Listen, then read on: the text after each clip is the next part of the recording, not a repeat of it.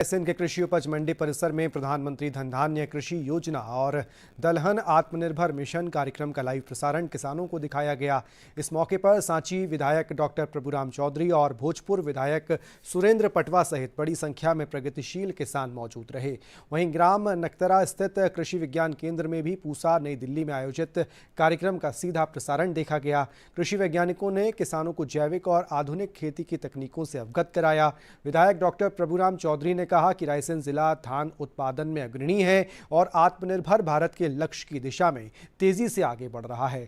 वहीं भोजपुर विधायक सुरेंद्र पटवा ने बताया कि जीएसटी दरों में कमी से किसानों को कृषि यंत्रों की खरीद में लाभ मिल रहा है।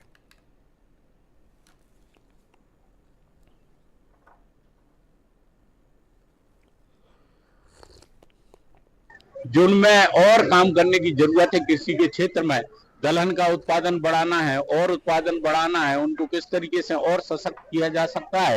इन योजनाओं के माध्यम से पूरे देश के 100 जिलों को चयन किया गया, उनको विशेष रूप से वहां पर उत्पादन बढ़ाया जाएगा। देश के अंदर है काफी हम ये कहें कि जैसे किसान सम्मान निधि प्रधानमंत्री आदरणीय नरेंद्र मोदी जी ने जो लागू की थी, लगातार अभी उन्होंने बताया कि 3,75,000 करोड़ रुपए की राशि अभी तक किसान भाइयों के खातों में डाली जा चुकी है और फसल बीमा योजना के अंतर्गत भी किसान भाइयों को लाभ दिया जा रहा है। और इस जो योजनाएं आज प्रधानमंत्री जी ने लागू की हैं, हमारे जो लाभ मिल रहा है किसानों के लिए, चाहे हम मेडिसिन की दवाइयों की बात करें, चाहे कृषि के जो उत्पादन में ट्रैक्टर हो, अन्य ऑटोमोबाइल के सेक्टर में, हर क्षेत्र में, और जो हमारे जो फूड का चीजें हैं, कई चीजें जो खाने की है उनमें भी और जीएसटी की कमी हुई है और पूरा एक उत्सव का माहौल है। पूरे हमारे देश के अंदर लोगों को और किसान भाइयों के लिए आज योजना का सबको लाभ मिलेगा।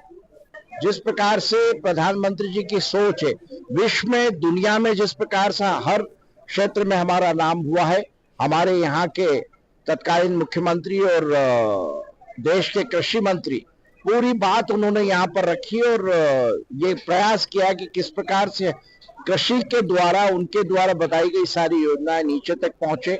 हमारे मध्य प्रदेश में पहले 7 लाख हेक्टेयर सिंचित होती थी, आज 56 लाख हेक्टेयर हो रही है।